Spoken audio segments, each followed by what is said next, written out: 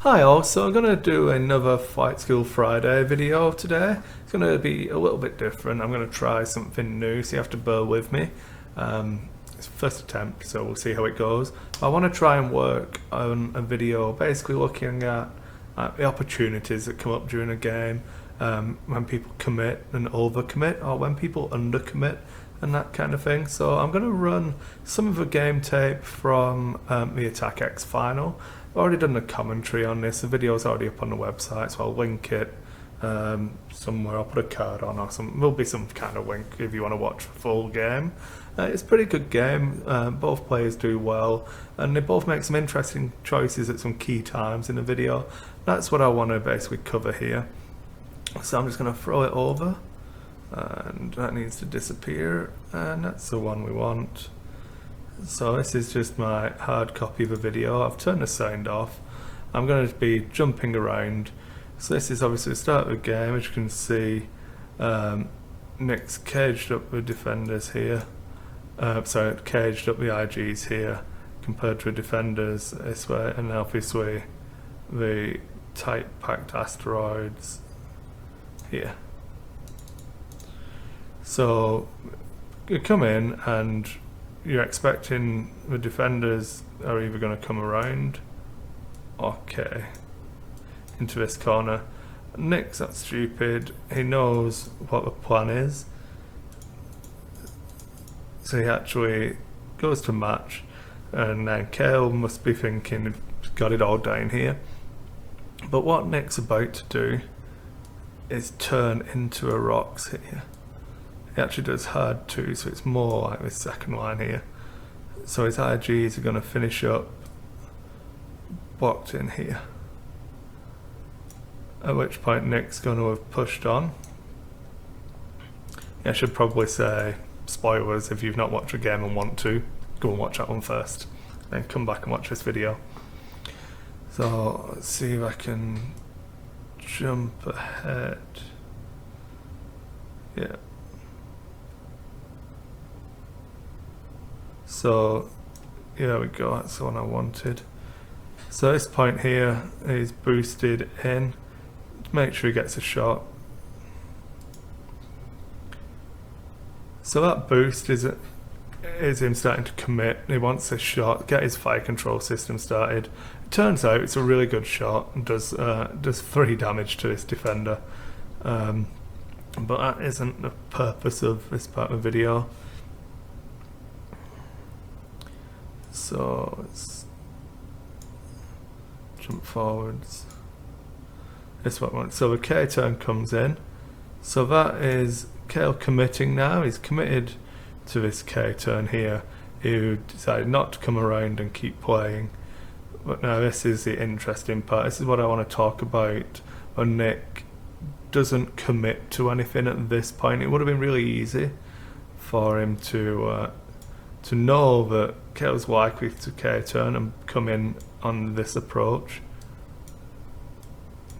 But then with the ion cannons that are on the defenders, stuff like that, there's no good out of this, especially if you're ion, you go into a bad place, defenders get to come in and K-turn behind you again, and it doesn't really leave you anywhere to go. So Nick does a really good job here. So what he's going to do, he's going to self-bump IGC and not move, and IGB is going to go just a little bit forwards and then pull out. So we'll just watch it unfold. Yeah, it's IGC self bumps, and we have the least committal move possible from Nick, and then he decides on the K turn, so on the boost left here.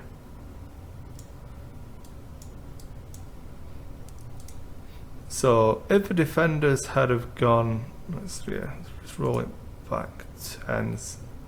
Yeah. So if the defenders had done the turn here and started going this way, Nick doesn't have to do anything. He doesn't have to boost here. He can actually next turn do a hard 1, and it should finish up just past this rock. Maybe a hard 2. Yeah, hard 2 should put him past it and around, and he can chase pretty easily with both of these guys and cut off here. So like I said, there's no commitments been made, just covering his options. And then now that the K turn's been committed, Kale's the one who's committed first to how is going to play out in the early part now. So Nick gets to go around. Then shooting happens. Not really interested in the dice results. This one is important. So from the relative positions here, you can see that Kale's now got a choice of which ID do you go for, C or B. If you go in for IGC, you're putting yourself into these rocks, and then if you go for IGB, C gets to come in behind you. So this is another point in the game where you've got a choice to make now, and as it turns out, Kale actually splits his options a little bit, goes as far forward as he can with the defender, the X7 blocking style defender, and then the other two just line up some angles, waiting to see where C goes. But that just gives Nick, obviously, IGB here swooped round, and IGC just went one forwards. So it doesn't really, still not committing to anything. And Nick does get some shots here, but with the tokens and everything, nothing happens. Nick still hasn't committed. Kale taking some shots, but nothing really happens at this point. But Kale hasn't hard committed on chasing one defender down, even though he's got damage through shields and stuff. He's still playing a nice slow-paced game, not as in slow-paced like time wasting, but just not committing, not going too ham on anything. And then yeah, this is the moves we wanted to look at. So this is where Kale commits to a course of action now. So during the commentary, I think I'm talking about the different moves he's got available, and this 3 is really, really nice. So the 3 bank here, the reason this is a good move is because no matter what IGB does, is not going to be in a good position with this defender, and then IGC coming down this way as well. So it's just limiting the options. It can't go straight forwards because of this rock. He now can't get out this way because of a defender. If he's gone this way, you've got these defenders waiting. So we'll see how it plays out. Yeah. So it is blocks him in really nicely. And then the IGs, one bumps and the other bumps. So you've got 2 actionless defenders here, sorry, actionless IGs, and 41 and 42, these 2 defenders are lined up nicely for the shots. So a really good play by Kale here. This is probably the strongest point of the game for him. Unfortunately, the dice just punish him. Doesn't get any reward, no ions land, nothing really happens. It's a shame, but you know, games with dice, what are you going to do? Again, we're not really looking at the outcome of the game, just the different instances of when people commit and when people. So I don't want to say this is overcommitting. This is perfect. This is the best move I see in this point of the game. This defender is really nicely positioned, blocks off the IGs, and then you've got good firing arcs. So if anyone hits him, you get to capitalise on it. So that's a really good level of commitment there. You've got to look at the negatives of having done this move. Your blocker is still fully tokened up. Shouldn't really take too much damage if you guess wrong on anything. And these guys aren't positioned to fly into any rocks. There's nothing bad going to happen here. Yeah, I'll play us forward. So he does as fast as he can to get into the action. 5 forwards. So the only other thing he could have done is barrel rolled, but this guy here is going to K-turn. So he's going to K-turn to be facing that way. You've got the firing arc coming out here. Something like that. And then we have 41. So I'm going to stop now. So at the moment, you've got to look at this IG here. You're trying to trap IGB. And then I'm thinking the 3 bank gives you a fire arc all across here. If this IG has gone quick, you can get up to here and then boost past you. But you're not really taking any damage here, and then this guy has to commit quick to get into you. And you still got these guys, so you're starting to force him to disengage with one of the IGs. I feel like he overcommits here and goes all the way out into this position. Yeah. So it's not K-turned, not done anything like that. And then is overcommitted, so there's no way this IG is going to swoop into this space here. That has to be the play he was expecting or playing for, but by committing this hard onto it, you just, if he's dialed in the 1, which it turns out he does dial in the 1 forwards, but I honestly think that even from this position, you need to barrel roll to occupy this part of the table.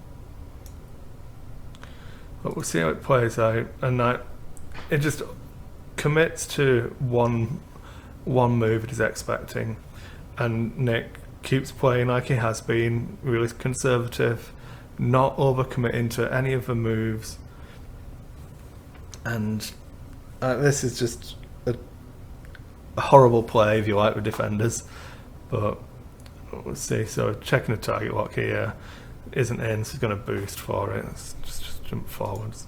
Yeah, so he does the 1 forwards. So as you can see, if you barrel roll left and forwards, this is a bump, and there's no getting out of it.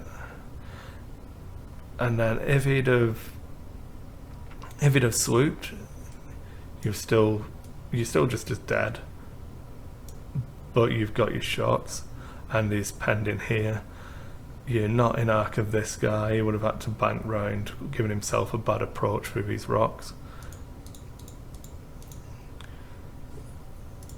As it happens, he just gets annihilated because it's a 2 hit point defender facing down 2 IGs. So this guy explodes, but is overcommitted on this move here.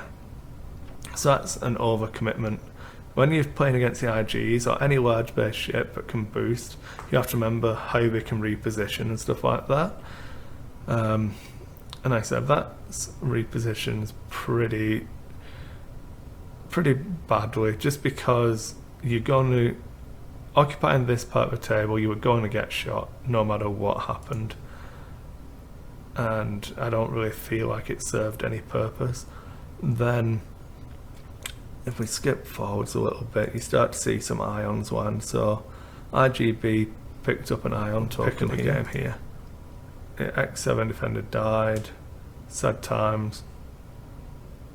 Nothing really happens to IGB. In fact, I should be able to keep the game rolling now.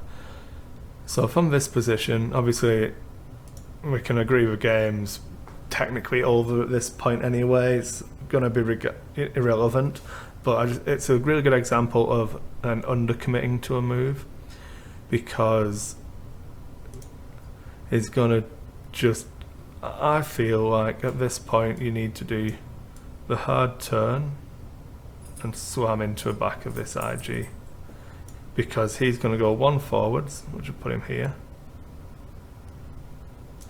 and then he's going to boost. Just going to put him here. So if you don't commit now, you're going to be left with a range 3 shot against a tokened up IG with auto thrusters, and it's just going to be pointless. If you can get into contact with this side of the IG, you get to have a range 2 shot, turning off auto thrusters, and it's just so much better. But we'll see how it goes. So there we go. He does for 1 bank. This is, I'm sure Kale wasn't doing this exact thing, but it's one thing that new players tend to get drawn into, and that's obviously what these videos are all about, and that's why I wanted to feature this specific point on the video, is he's chasing the position the ship is currently in. You've got to look at where it's going to end up. Like, you know 100% is down in the 1 forwards. So as we roll the video on, my draw, see how good I was. So a little bit off. So he's going to actually end up right here after he boosts. But you've got to know that those are positions he's going to land in.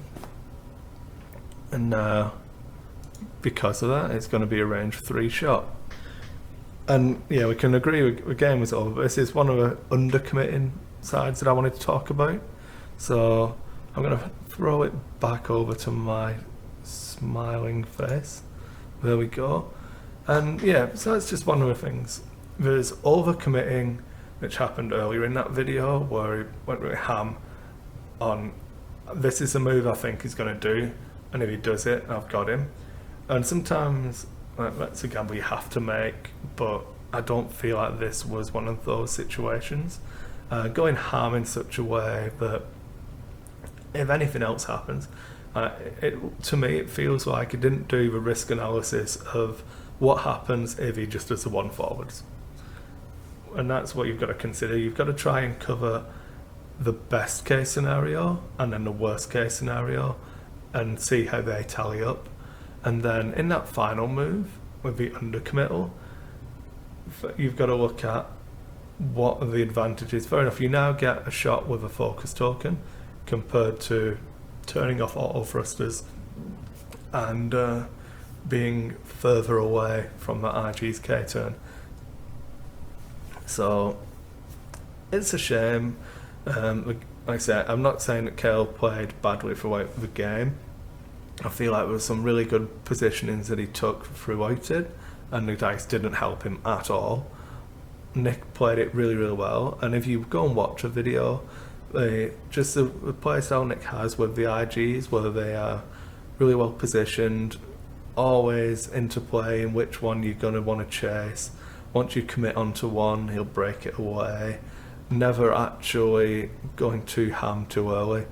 It's a nice way of playing. It's a nice video to watch, and if you just look at the opportunities where you would have put them and just compare and contrast and see how you feel about it.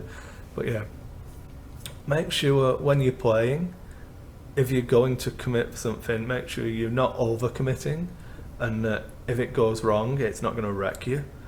And then equally, don't undercommit on something. Don't do it by halves. If you get to a point where, oh well, if I do this it might be okay, try and think, is there something that can get you more from that?